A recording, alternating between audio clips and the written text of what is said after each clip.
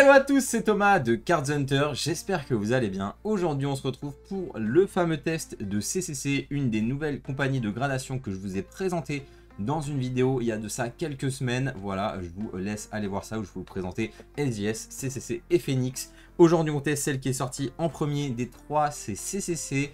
Vous vous souvenez, avec des boîtiers assez larges, assez transparents, assez classe honnêtement. On va aujourd'hui tester la notation de CCC. On va faire un envoi en Super Express de 10 cartes, voilà. Et puis on va voir ce que ça donne ensemble. Voilà. N'hésitez pas à mettre un petit like, un petit abonnement si cette vidéo vous plaît. Et on se retrouve tout de suite pour vous montrer les cartes que je vais envoyer. Allez, je vous retrouve. Ce que j'ai décidé de faire pour vraiment tester la notation de CCC, c'est de sacrifier 2 cartes aujourd'hui. Donc, je vais sacrifier ce Dark Hypno japonais qui a eu PSA 7 que j'ai envoyé moi-même. Du coup, on va voir ce que donne la notation de CCC sur ce Dark Hypno. Est-ce qu'on va être proche d'une notation PSA ou non? Et pour deuxième test, je vais envoyer ce magnifique Mewtwo Full Art japonais également, qui a eu 7 chez Ultimate Grading. J'avais jugé que la notation de Ultimate Grading était plutôt juste. On avait eu 6 en surface, 9 et 9 ici et 8,5 sur les coins. 8,5 sur les côtés, pardon, 9 sur les coins et 9 sur le print. Donc le problème c'était la surface de cette carte. On verra si on a aussi un problème de surface chez CCC ou non. Donc je vais ouvrir ces deux boîtiers. On va envoyer ces deux cartes à CCC aujourd'hui. Et en plus de ça, j'ai sélectionné 8 autres cartes. Voilà, tout simplement. Donc un Celebi Full Art japonais promotionnel. Donc ça, c'est une carte que j'ai tiré moi-même d'un petit sachet blister. Donc on devrait se rapprocher d'un 10 ici sur cette carte. Pareil pour ce Mewtwo en armure. Donc j'ai décidé d'envoyer 2 cartes japonaises récentes, donc en très bon état. Donc ça, c'est bien sûr, c'est sur le top loader. Donc on a 2 cartes japonaises en très bon état. J'ai décidé d'envoyer 3 cartes tirées de booster Wizard. Donc là on a 2 cartes tirées de booster Jungle et une carte tirée d'un booster Rocket, le tout en anglais. Donc là encore une fois on va voir si on peut avoir 10, parce que de ce que j'ai vu a priori ils sont relativement sévères. Je vais vous montrer un petit peu plus les cartes après. Et après j'ai décidé d'envoyer 3 cartes françaises très récentes pour voir si on pouvait aussi se rapprocher d'un 10 avec ces 3 radius qui viennent de sortir dans Pokémon Go. Donc je trouvais que ça faisait un échantillon assez large. On a des cartes ici qui sont en bon état mais pas éclatées et qui ont eu 7 et 7. On verra les notes qu'on a eu sur ces 2 cartes. Et ici on a que des cartes qui devraient avoir entre 9 et 10 en temps normal. On verra si ça va être difficile d'atteindre ces notes là ou si c'est carrément impossible d'atteindre le 10.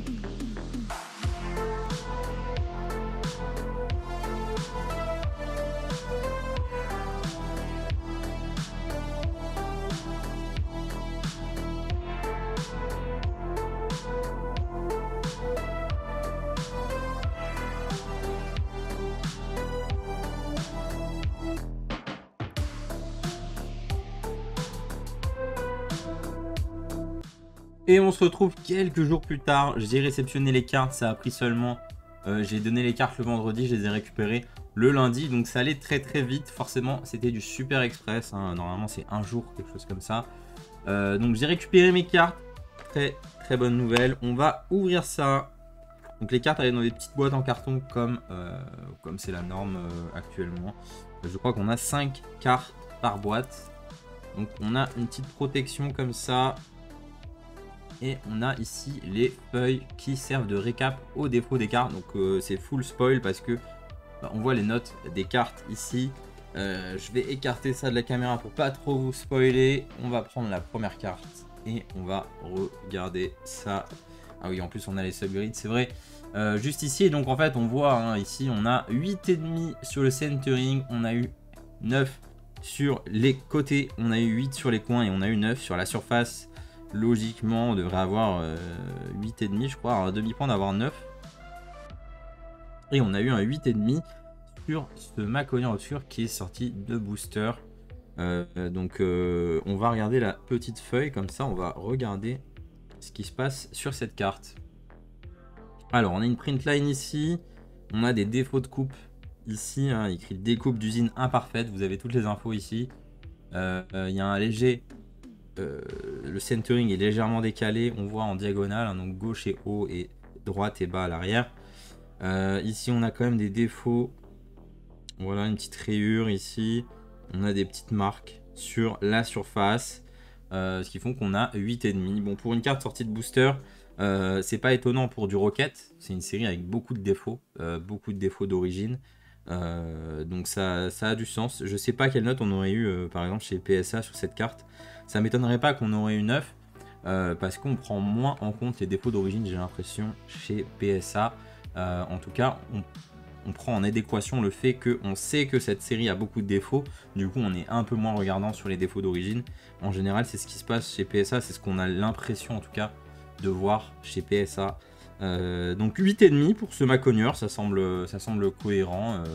C'est écrit Near Mint. Donc 8,5 Near Mint, c'est clairement une carte Near Mint qui a des défauts. Donc pourquoi pas. Pourquoi pas ce petit 8,5. On va continuer. On a continué avec le Dracofeu Radieux qui est sorti de booster par mes soins et directement mis sous pochette. On a 8,5 au centrage, 9 sur les côtés. Donc ici, l'étiquette est en français vu que c'est une carte française. C'est intéressant à souligner. Les coins, on a 10 et on a 8,5 en surface. Wow, étonnant. Étonnant ce 8,5 en surface. Ça fait 8,5 proche du 9. C'est traduit en français ici aussi. Ok, intéressant. Je trouve ça un petit peu difficile, 8,5 sur une carte sortie de booster. On va regarder ce qui s'est passé sur cette carte. C'est bien celle-ci, hein, on regarde le numéro de série qui est là également. Donc on a quoi? On a une rayure moyenne ici, apparemment en haut. Alors c'est vrai que le centrage est un peu dégueulasse sur la carte, entre le haut et le bas clairement. On aurait une print line ici apparemment. Et on aurait une trace d'usine quelque part par ici et par ici. Et ici une grosse rayure apparemment. Donc qui fait que notre note a grandement baissé, je pense. Encore une fois, c'est des défauts d'origine. Donc c'est sûr que quand on regarde Ultimate Grading, qui les défauts d'origine les prend en compte, mais sur une note à part, en fait, qui a plus de sens. C'est difficile aujourd'hui d'ouvrir une carte, d'avoir 8,5. Alors que bon, les défauts sont quand même relativement mineurs. Je trouve que c'est un petit peu sévère, honnêtement.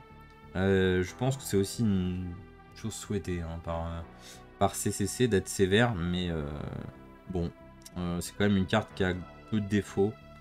Donc je trouve ça un petit peu dur. Je pense qu'on aurait eu 9 chez PSA sans problème. Donc j'ai l'impression qu'on note un petit peu plus sévèrement que PSA, en tout cas sur ces cartes-là. Sur le récent français. Je pense qu'il faudrait prendre en considération les défauts d'origine d'une autre manière, ou peut-être avec plus de légèreté, j'en sais rien. Mais bon, je comprends aussi, hein, s'il y a quand même des défauts sur le print, c'est normal de les signaler. Et si on a un 9 sur ce Tortank radieux, on a 8,5, 9, 9,5 et 9,5, ce qui fait 9 sur ce Tortank. Donc moins de défauts sur le Tortank. Ici on voit une print line à l'arrière, on a ici une petite trace, des défauts de coupe, et il y a des petites choses ici et là. Donc en fait on a 9 quand la carte elle est quasiment parfaite en fait. Donc ici voilà, on a des défauts de coupe, 2-3 petites marques sur la carte et une print line à l'arrière, ce qui nous vaut un 9. Le centrage de la carte a 8,5, ce qui est la pire note de la carte. C'est vrai que la carte est légèrement décentrée, mais quand je la compare au Dracofeu, qui est moins bien centré quand même, hein. Le Dracofeu est moins bien centré. Ils ont eu la même note. Donc je sais pas. De toute façon, difficile à juger, hein, mais 9, ça a c'est ok sur une carte récente. J'ai l'impression qu'on aura difficilement mieux sur ces cartes-là, en tout cas, vu qu'elles ont des défauts d'origine. En fait, juste ce qui m'embête un peu, c'est-à-dire qu'il y a des cartes qui n'auront jamais 10. En fait, si on fait des notations comme ça, il y a des cartes qui n'auront jamais 10. Il y aura toujours des défauts en fait d'impression sur ces cartes-là. Du coup, comment est-ce qu'on fait pour noter ces cartes? Est-ce qu'on leur met juste jamais 10 et on se dit que certaines cartes n'auront jamais 10? Je sais pas. Je suis pas gradeur. C'est juste une réflexion que je fais là. Dites-moi ce que vous en pensez. Est-ce que, selon vous, en fait, est-ce qu'il faudrait donner des 10 aux cartes qui peuvent être dans le meilleur état possible malgré les défauts d'origine, ou on se dit qu'il y a des cartes qui n'auront jamais 10 et c'est comme ça? Parce que j'imagine que ces cartes-là, on les trouvera jamais dans un état parfait. Ah, j'ai... Hop, ah, j'ai le petit papier ici. On a eu 9 ici également. On a une print line au dos, des traces d'usine, un petit défaut de coupe en bas, à l'avant, et un centrage qui est meilleur apparemment que sur le Tortank. Centrage est meilleur. On a eu 9, on a eu 9,5 en coin, 8,5 en surface. C'est étonnant hein, la surface qui prend cher comme ça sur des cartes neuves. Et les côtés, on a eu 9,5. Donc le centrage, franchement, je sais pas comment il est calculé, mais je vois pas vraiment de différence avec le Tortank sur ce centrage. En tout cas, on a eu 9 également sur ce joli Florizard. Allez, dernière carte, c'est une carte qu'on avait eu en PSA que j'ai ouvert et qu'on avait en PSA, pardon, qu'on avait en Ultimate Grading et que j'ai renvoyé ici pour faire la comparaison. Et on a eu également 7, on avait eu 7 chez Ultimate Grading. Le problème, c'est la surface et en fait, je pense que c'est le même défaut. Hein. Ici, on a des problèmes de surface, on a des rayures fortes à ce niveau-là sur la carte. On a eu 9, 8,5, 9,5. Du coup, ce qui nous fait 7 parce qu'on a eu 6 en surface. Donc ouais, on a des enfoncements ici. Voilà, on a des enfoncements à ce niveau là, tout sur cette zone ici. Quelques autres petits défauts, des petites traces, des petits points. Rien qui fasse baisser trop la note, mais c'est surtout des défauts ici là. Je sais pas si vous les voyez, ouais, vous les voyez un petit peu. Dans la main là de Mewtwo, on a des grosses rayures qui nous valent ce 7. Donc cohérent du coup avec la note d'Ultimate Grading, intéressant de comparer comme ça. Donc on a eu également 7 sur ce Mewtwo. On passe à la deuxième boîte. On va pouvoir voir cette fois-ci avec le Kadabra quelles sont les différences avec la notation de PSA cette fois-ci. Allez, on va regarder ça. Je pose ça sur le côté. Et puis on commence avec ce Melodelph. Il y a eu 8,5 également, une carte sortie de booster. On a eu 8,5, 8, 8,5, 8,5. Donc intéressant. Hop, je prends le petit papier. Qu'est-ce qui se passe ici? On a du silvering léger global. Oui, bon, ça c'est vrai. Print line, des print lines à l'arrière également. C'est les principaux défauts, hein, donc des défauts d'origine, tout ça. Et du coup, on a une rayure ici. Et des petites marques en bas. Bah, c'est du silvering en vrai. Hein. Des marques de silvering. Hop. C'est des défauts de coupe au final qui font du silvering. Donc 8,5, ok, bah, c'est pas une carte parfaite encore une fois, hein, beaucoup de défauts d'origine, mais globalement c'est du sortie de booster, donc on a entre 8 et 9 sur du sortie de booster, sur des vieilles cartes comme ça va être difficile d'aller chercher plus loin.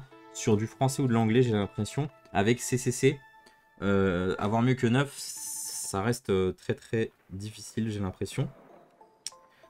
Ici on a un sécateur, on a eu 8, on a 8 sur les coins, on a 8,5 sur la surface, 7 sur les côtés. Et centering, on a eu 9. Donc le problème, a priori, c'est beaucoup de silvering également. Des grosses print lines et des défauts de coupe un petit peu partout également. Donc malheureusement, tout ça, c'est des défauts d'origine sur ces cartes-là.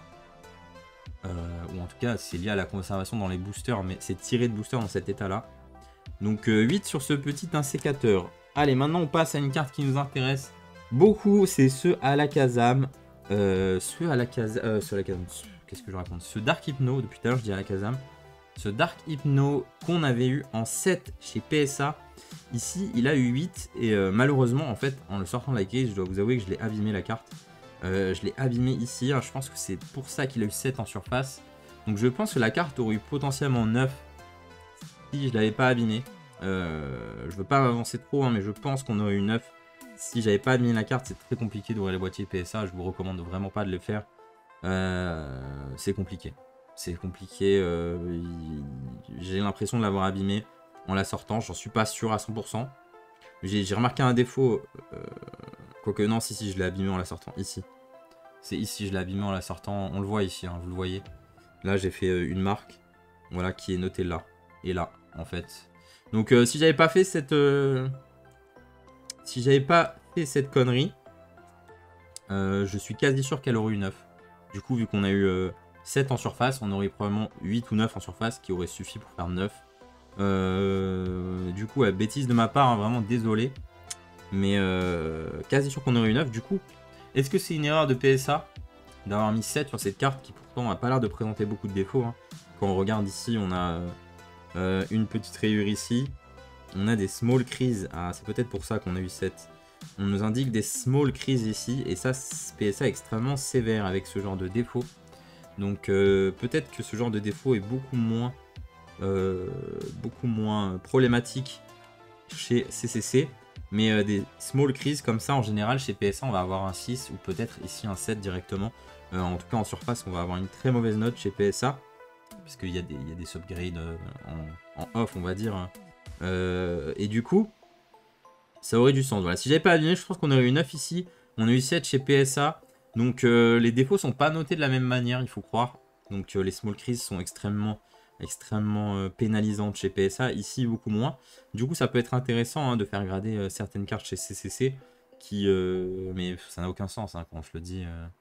Au final, ça reste la même carte. Mais bon, vous voyez à quel point le grading, c'est un peu n'importe quoi. C'est-à-dire qu'il y a des cartes, je les envoie chez PSA, j'aurai 7. Je les envoie chez BG, je vais avoir 9. Je les envoie chez CCC, je vais avoir 8. Et puis, en fait, c'est la même carte. C'est la même carte, les défauts sont notés de manière différente. Donc au final, on peut comparer que entre même société de gradation une carte. Si j'ai un 9 chez PSA et un 10 chez PSA, bah, si je les envoie, je les casse et je les envoie dans toutes les autres boîtes, à chaque fois on va avoir des différences et du coup ça n'a pas trop de sens de comparer comme ça non plus. En tout cas voilà, CCC a l'air plus souple sur certains défauts comme les crises, donc les enfoncements, mais ils ont l'air beaucoup plus difficiles sur les défauts d'origine. Donc à vous de voir lorsque vous envoyez des cartes, il faut noter en tout cas tous ces petits détails. En tout cas les boîtiers sont tous très propres, hein.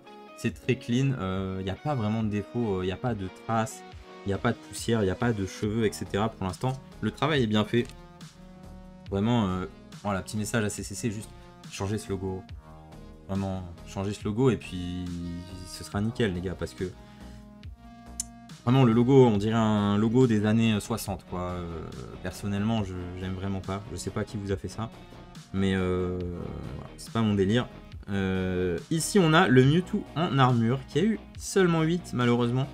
On a 10 sur les corners, 9,5 en centering, 9,5 sur les côtés. Mais on a un gros problème de surface dont j'étais pas au courant, j'avais pas remarqué. Du coup on va sortir le papier et on va voir quel est ce défaut à nouveau. Ici on aurait Dance, donc une marque en gros. Une marque, un genre d'enfoncement ici. Et ici une small crease, ok. Des traces, des print lines verticales apparemment.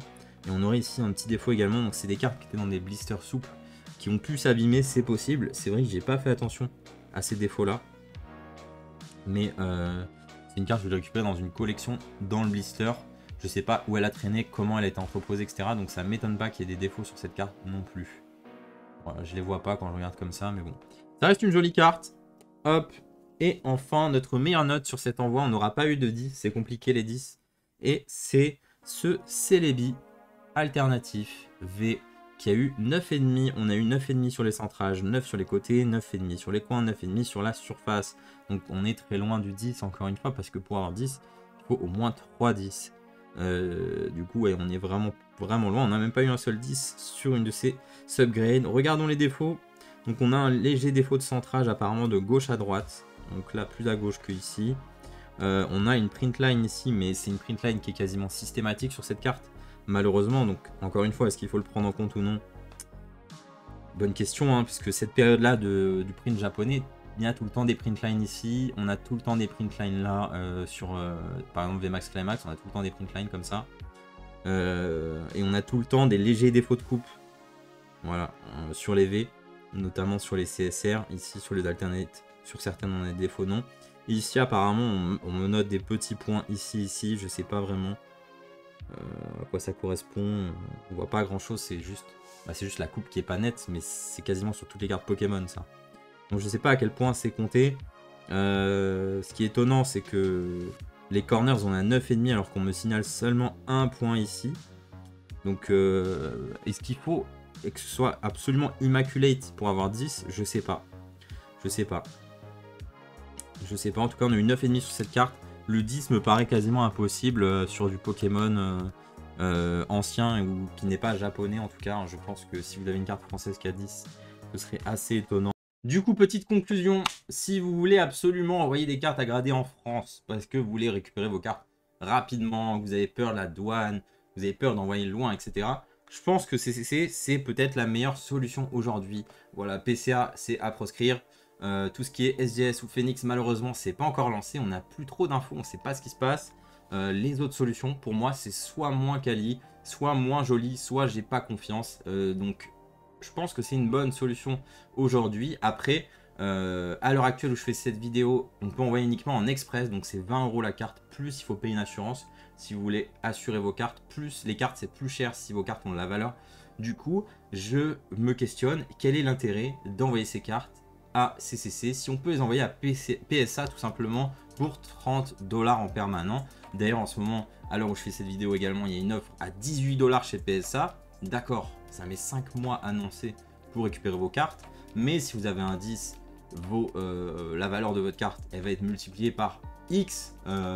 Si votre carte à 9, déjà, elle vaudra plus qu'un 9 chez n'importe quelle autre société française. Du coup, voilà, moi aujourd'hui, si j'ai des cartes envoyées, je vais les envoyer à PSA. Si je veux absolument récupérer une carte très rapidement, j'enverrai également à PSA et je vais payer plus cher.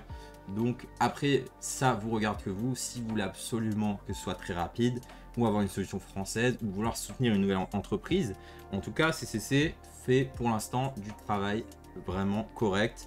Je peux pas dire quelque chose de négatif. Voilà, après... la manière dont ça grade, bah, vous l'avez vu dans cette vidéo, vous avez une petite idée maintenant de comment sont gradées vos cartes. Donc attendez-vous quand même à avoir des notes assez sévères. En tout cas, ce qu'ils font sur Yu-Gi-Oh, c'est assez cool. C'est la première vraie solution en Europe aussi qualitative. Donc si vous avez du Yu-Gi-Oh, franchement, pourquoi pas également, même si encore une fois, PSA est là. Maintenant, PSA grade tout en français.